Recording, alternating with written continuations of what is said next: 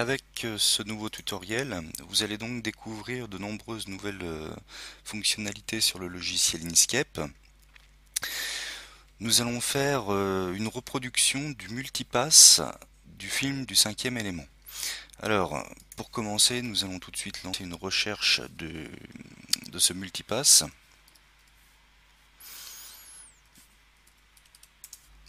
Nous allons dans les images. Et donc ici par exemple nous allons trouver un modèle qui va parfaitement nous convenir. Voilà, je vais dans l'image taille réelle. Visiblement l'ensemble est assez propre, donc nous allons pouvoir l'utiliser. Je vais commencer par faire un clic droit sur cette image. Je vais sélectionner copier. Je retourne dans le logiciel Inkscape, un clic droit et je fais coller. Alors normalement le multipass il doit être au format carte de crédit et nous allons peut-être devoir le redimensionner un peu pour respecter les proportions. Alors nous allons également chercher le format de carte de crédit pour définir le fond de notre production, parce que d'origine dans Inkscape normalement il est censé vous donner un format de page A4. Donc là format carte de bancaire. A priori c'est ceci, ça fait donc 85,6 mm sur 54. Donc 85,6 sur 54. Alors pour définir le fond, ici nous avons donc une page A4. Vous allez dans Fichier, Propriétés du document. Et donc ici nous allons choisir des dimensions personnalisées. Pour l'unité, alors par défaut dans Inkscape, il travaille en pixels. Nous allons nous mettre en millimètres. Pareil ici. Et nous allons choisir un format paysage. Il nous propose donc les 297 mm de large sur 210. Et donc nous passons à 85,6. Il n'a pas pris la virgule. Sur 54.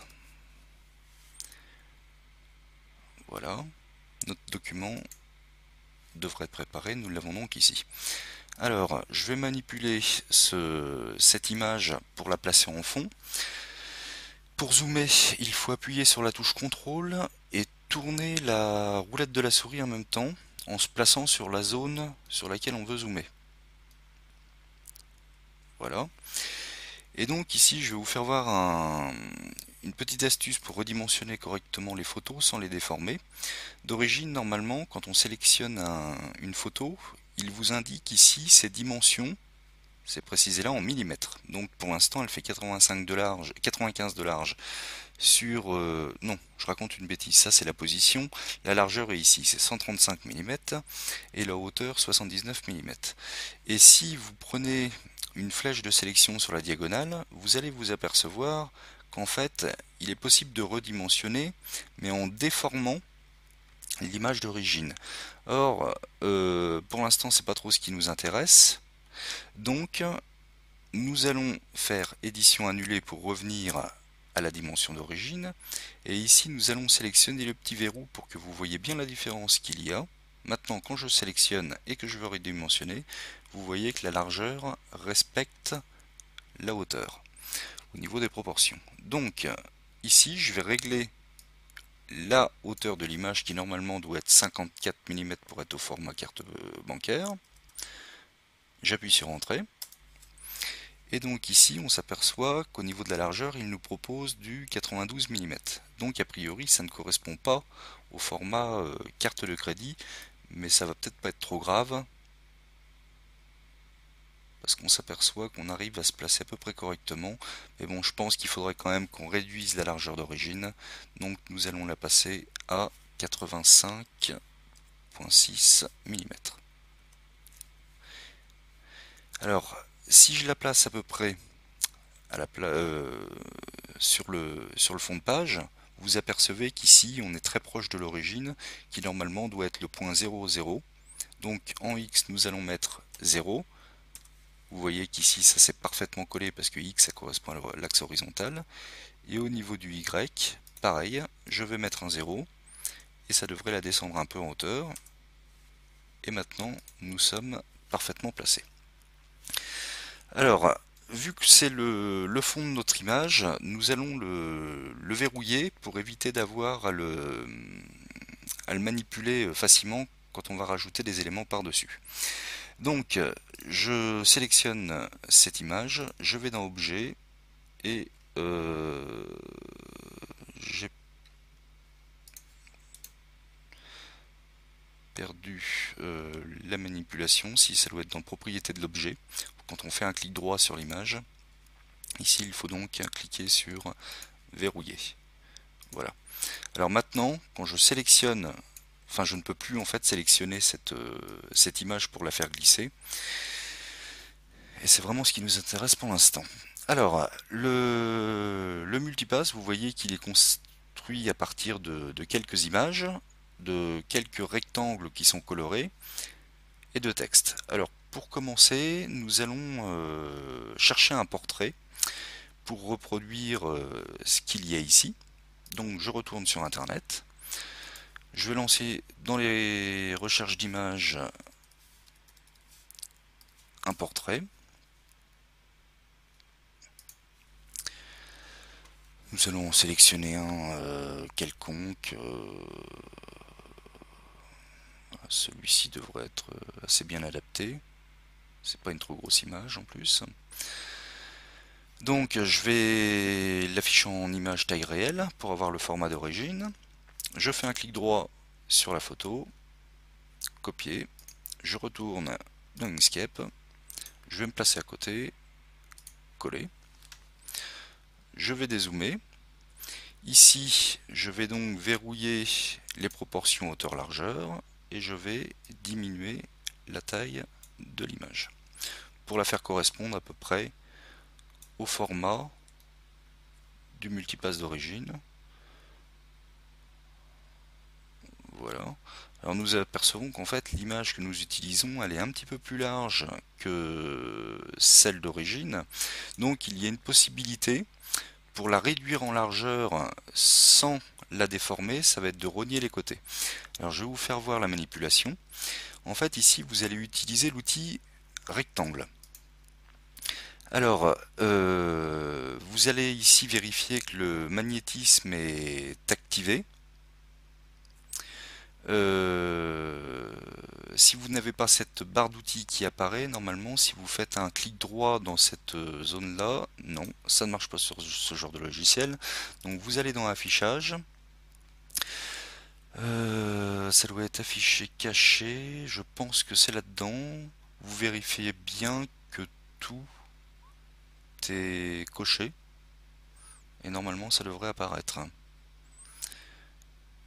je pense. Alors, donc on en revient à ceci, il faut activer les outils de magnétisme pour être sûr que quand votre souris s'approche du bord de la photo, il détecte la position. Mais là, a priori, c'est pas le cas. Donc, nous allons activer aimanter au coin des boîtes englobantes, aimanter depuis vers le milieu, vers le centre et au bord. En fait, c'est surtout celui-ci qui nous intéresse, je crois. Voilà. Et maintenant, alors je m'attendais pas vraiment à avoir ceci. Alors effectivement, ce que je viens de faire, c'est un rectangle, mais vous voyez qu'il est composé de deux couleurs. Vous, normalement, ça devrait pas se passer de cette manière. Donc, je vais aller modifier les caractéristiques du rectangle que je viens de créer. Je le sélectionne avec la flèche de sélection. Un clic droit, je vais sur remplissage et contours. Alors ici, je vais donc supprimer le fond qui visiblement d'origine doit être noir, en appuyant sur la croix, excusez-moi. Et le contour, Alors, nous allons le mettre en noir en déplaçant tous les curseurs RVB sur la gauche et en allant sur style de contour, où d'origine nous avons une largeur, enfin une épaisseur de contour de 13 mm, vous voyez que c'est énorme. Bon, je pense que s'il y a 0,5 mm, ça devrait aller. J'appuie sur Entrée, et encore, nous pourrions peut-être éventuellement descendre un peu. Allez, nous allons mettre 0,2, ça devrait suffire. Bien. Alors je rezoome sur la photo, je sélectionne mon rectangle, et donc maintenant je vais venir le positionner. Alors vous voyez que quand je m'approche du bord de la photo, il trouve le milieu de la boîte englobante de la photo, donc il s'accroche dessus. Je vais faire la même chose en bas, et par contre je vais régler un peu la largeur sans aller jusqu'à accrocher. Alors là vous voyez il s'accroche, donc je vais désactiver le magnétisme, et maintenant je vais pouvoir manipuler plus librement les bords de la photo. Voilà. Bon, globalement, on peut dire que la photo est pas trop mal cadrée. Je vais resserrer un petit peu ici, vraiment pas grand chose, et ça devrait normalement être bon. Alors, en appuyant sur la touche Shift, c'est-à-dire deuxième touche en partant en bas à gauche du clavier, je vais également sélectionner en plus du rectangle la photo. Et vous voyez que maintenant les deux sont sélectionnés. Je vais dans Objet, Découpe, Définir. Et vous voyez donc qu'il a supprimé les bords, il a redimensionné la photo avec cet outil rectangle. Maintenant la photo, je peux venir la placer, et bon, a priori, elle correspond bien à la réalité. Si vraiment vous voulez faire un petit peu plus parfait, vous pouvez supprimer le verrou, et puis tricher légèrement en la redimensionnant, mais par contre il faut vraiment que ça soit une opération très légère, parce que d'avoir une photo déformée, c'est pas forcément très esthétique. Bien. Alors maintenant, nous allons chercher les logos des Visa, Mastercard et AT&T. Nous retournons sur notre recherche d'image. Je vais faire précédent. Je pense que c'est des logos qui devraient être assez faciles à trouver. Alors ça doit être American Express, il me semble.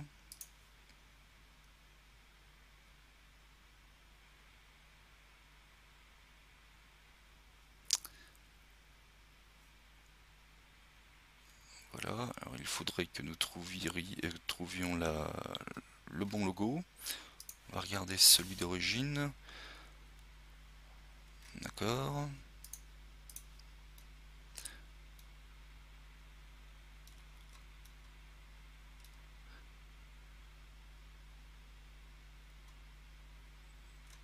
Bon, je pense que l'idéal, vu que ça va vraiment apparaître très petit, c'est que nous utilisions par exemple ceci. Image taille réelle. Clic droit, copier. Nous retournons dans Inkscape. Nous collons. Alors, bien le verrou. Nous redimensionnons. Et donc le but, ça va être de s'approcher le plus possible de la dimension d'origine. Voilà. Alors vous voyez qu'il y a un pourtour blanc autour de la carte. Si vous voulez, c'est quelque chose que vous pouvez supprimer en réutilisant la même méthode que ce qu'on avait fait avec la photo de Clint Eastwood. Donc nous allons chercher le logo Visa.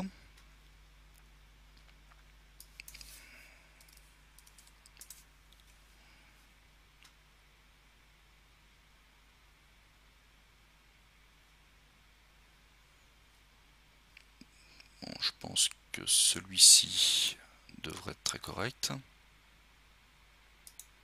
Image taille réelle, clic droit, copier,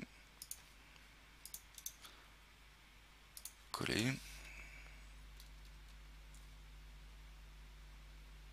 Le verrou est bien fermé, nous redimensionnons.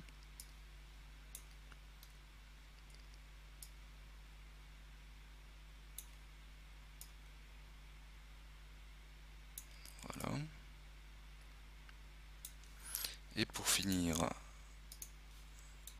le ATNT.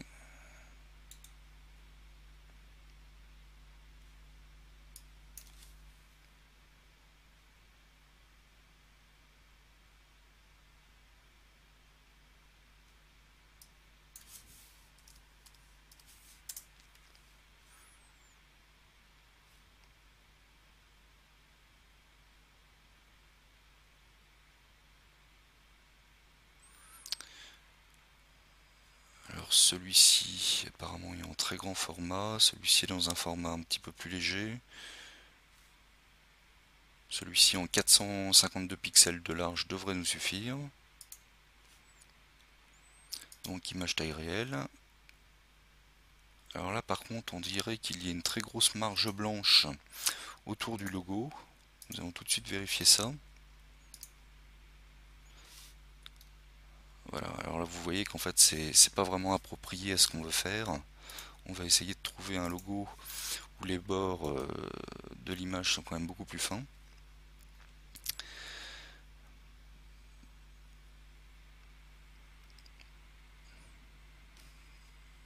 Bon, je pense que celui-ci, oui, même s'il est de grande dimension, c'est pas grave, il devrait faire l'affaire. Donc clic droit, copier, coller.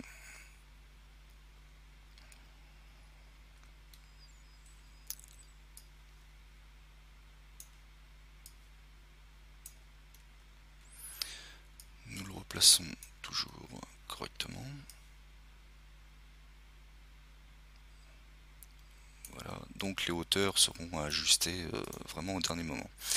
Alors on peut également terminer la partie du bas, vu qu'on est dessus. Alors vous voyez que le fond c'est un rectangle bleu.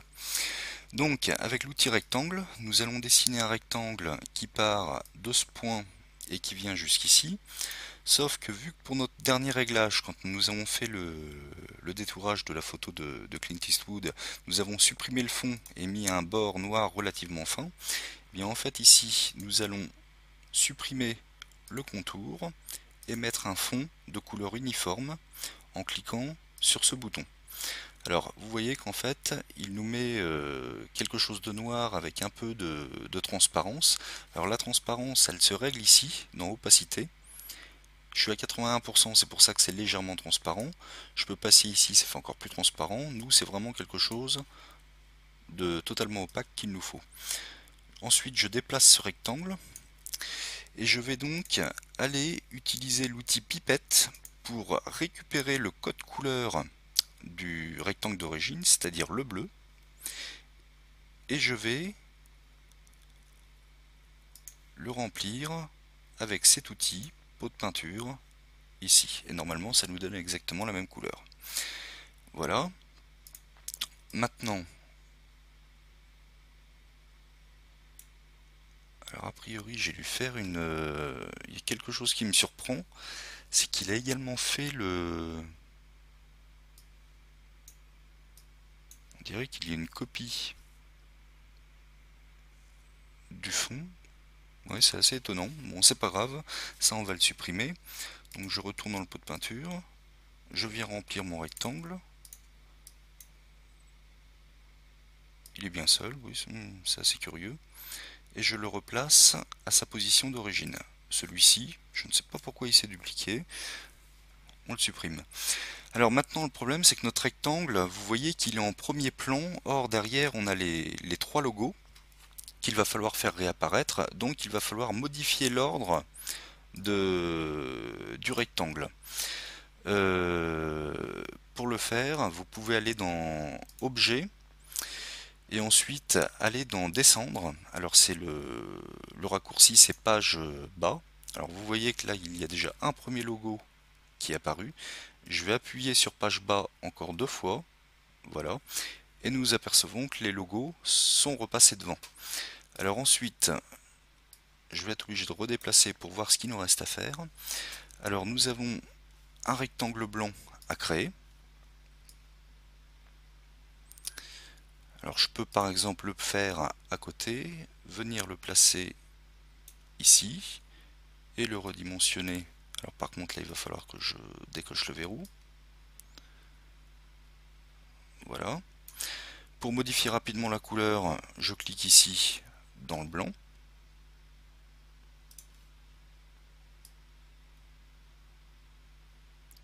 Je viens le placer à peu près à la bonne position.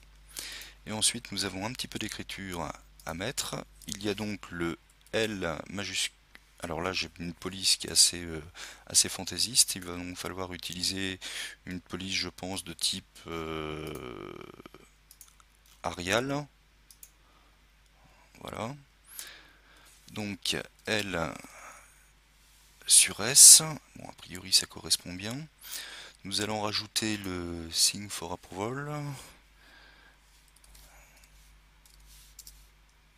Alors, c'est dommage, il se remet encore dans l'ancienne police.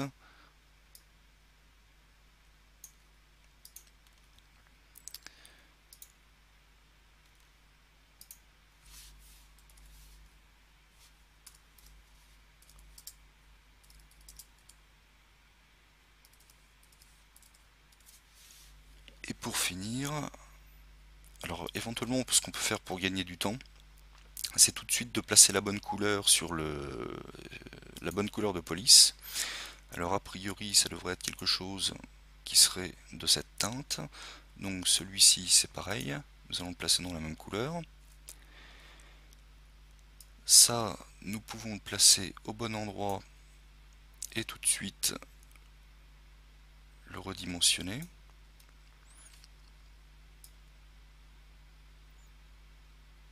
Voilà.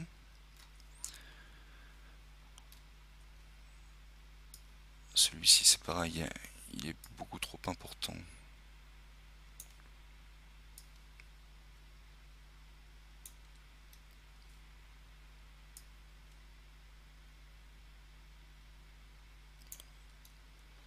Alors, a priori un petit peu plus de hauteur, ça devrait être parfait. Voilà. Et pour gagner du temps, je vais faire un copier-coller, donc CTRL-C, CTRL-V, et nous allons remplacer le texte par celui qui est dessus. Bon, je vais peut-être pas le faire complètement. Voilà, vous ferez la suite de par vous-même. Bien. Alors maintenant, il faut que je remplace, que je replace le rectangle bleu.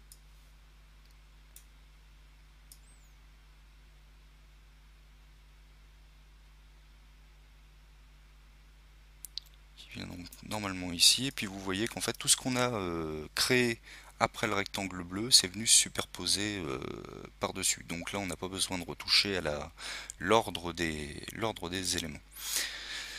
Bien.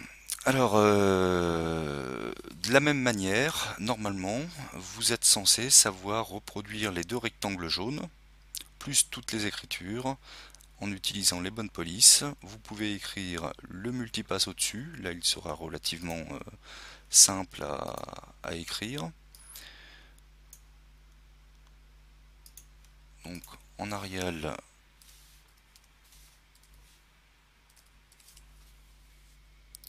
voilà, une couleur bleue,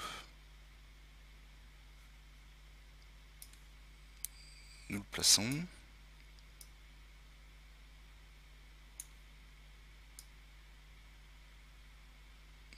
Et qu'en fait c'était presque la même police que celle d'origine, donc c'est parfait. Alors maintenant il vous reste à créer cette partie qui est peut-être la plus complexe de la photo. Alors pour celle-ci c'est bon, par contre ici en fait vous voyez que sur la photo de gauche on est vraiment au format négatif. Alors ce que nous pouvons commencer par faire, c'est créer les rectangles qui vont nous servir de boîte englobante.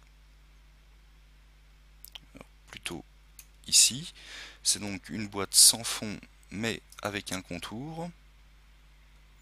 Donc je place le contour noir. Je vais zoomer pour voir s'il a à peu près la bonne épaisseur. Bon, il est peut-être un petit peu plus fort d'origine, Donc le 0,27 mm, nous allons le remplacer par 0,4. Voilà, ça devrait être mieux. Je le replace. Je vais activer le magnétisme.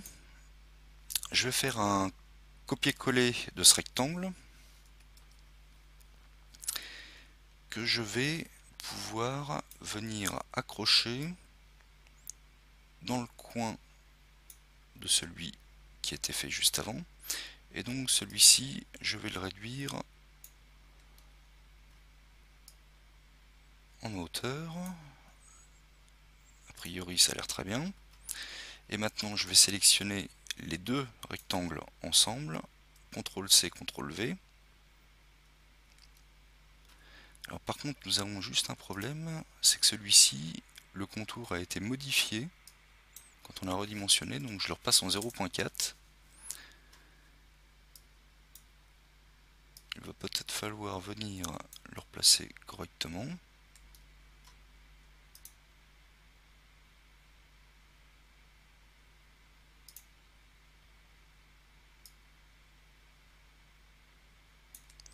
On voit pas très bien avec l'image de fond. Là normalement il est bien aligné. Bon, ce qui a été fait juste avant, je vais le supprimer. Je resélectionne les deux rectangles, CTRL-C, CTRL-V. Je viens donc les accrocher ici. Normalement tout doit être parfaitement aligné. Pour les écritures, vous saurez faire. Je viens replacer la photo dans le coin de la boîte. Et ici, je vais faire un CTRL-C, CTRL-V pour l'avoir en double. Je viens la placer ici. Alors je peux éventuellement désactiver le magnétisme pour qu'elle soit vraiment parfaitement identique. Voilà. Et donc ici je vais aller dans Filtre, Couleur, il me semble, et ça doit être inversé. Alors là ça prend un certain temps. Voilà. Et nous avons donc le négatif de la photo qui est apparu à côté. Alors, il y a également cette échelle de mesure qui en fait n'est plus ni moins une succession de traits à faire. Donc pour les faire, vous pouvez éventuellement utiliser l'outil dessiner des lignes à main levée. Je clique une première fois ici et je viens cliquer ici pour avoir mon trait vertical. Maintenant je vais faire un CTRL-C, CTRL-V de ce trait. Ici, alors attendez, voilà. Vous avez également éventuellement l'outil tourner la sélection de 90 degrés. Nous allons le réduire en largeur. Alors par contre, il y a vraiment quelque chose qui est assez désagréable, c'est que ça nous réduit l'épaisseur du trait. Donc il va falloir que nous soyons assez vigilants à ce que nous faisons. Nous allons mettre par exemple pour celui-ci 0,3 en épaisseur. Pour celui-ci, donc nous venons de l'accrocher avec l'outil de magnétisme au coin de l'autre. Nous le réduisons en largeur. Et donc nous lui remettons une épaisseur de 0,3. Voilà. Et éventuellement, maintenant, il n'y aura plus que des copier-coller à faire. Donc CTRL-C, CTRL-V. Alors je ne sais pas où il a été collé. Peut-être directement par-dessus. Non, c'était pas celui-là. Donc édition annulée. Je recommence CTRL-C, CTRL-V. Voilà, il est apparu. Je viens le placer ici. Je le réduis à la bonne largeur. Je remets mon 0,3 en épaisseur. Je recommence du copier-coller. Hein.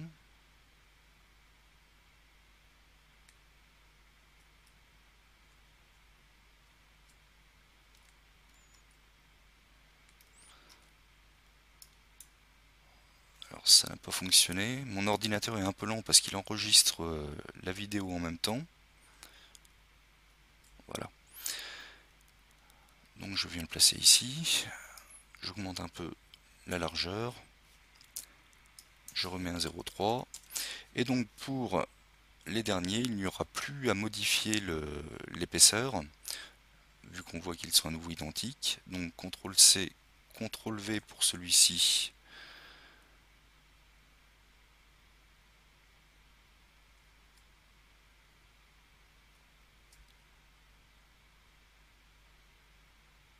Là, il est vraiment très lent parce que la vidéo a commencé à être assez longue.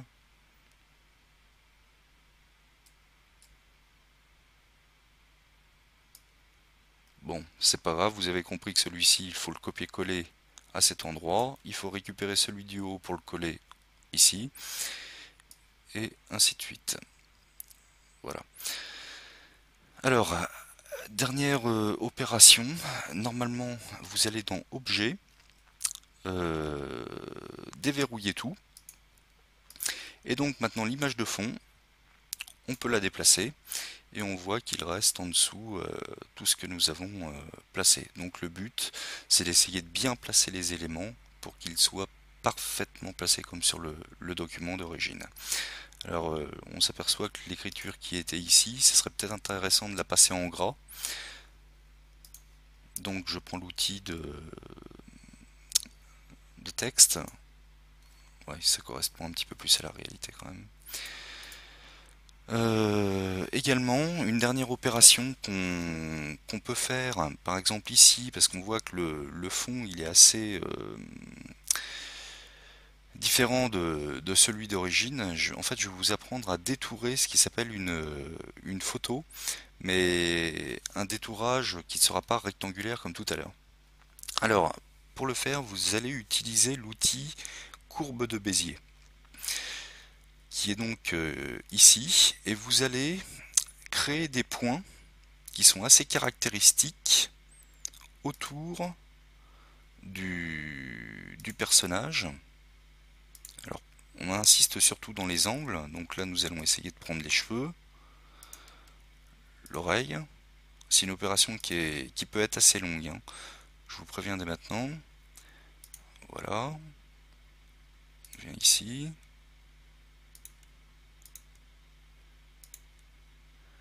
Et le plus important, c'est de bien terminer par le premier point. Voilà, donc nous avons une forme qui est apparue autour du visage. Si jamais ça s'est rempli, vous pouvez supprimer le fond, modifier le contour et comme vous savez faire. Avec l'outil éditer les nœuds, nous allons en fait convertir ces courbes de Bézier en courbes. Alors par exemple ici nous allons essayer d'épouser parfaitement la forme du menton. Je vais donc sélectionner le milieu de ce trait que je vais venir déplacer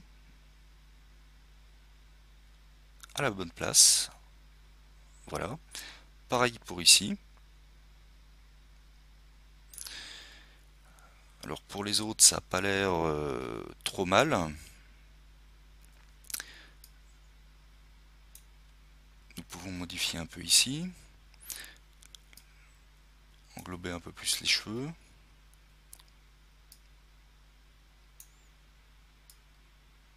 Bon, ici on est un peu obligé de... Bon, voilà, on peut faire une forme comme ceci pour tricher un peu. Celui-là nous allons le gonfler. Pareil.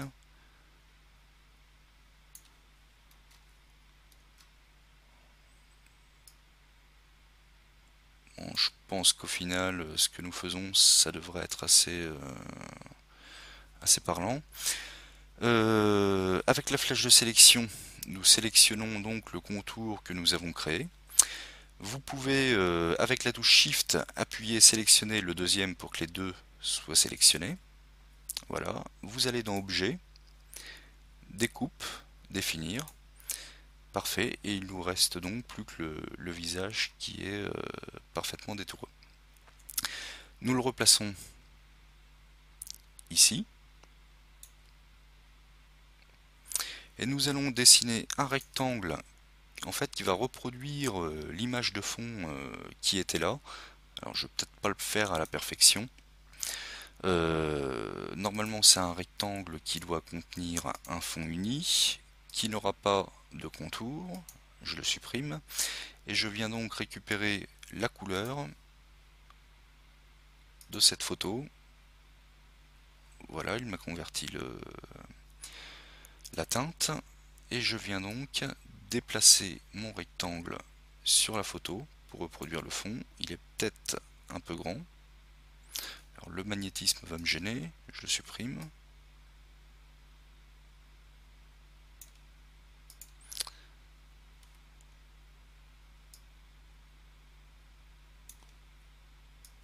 On réduit un peu en largeur.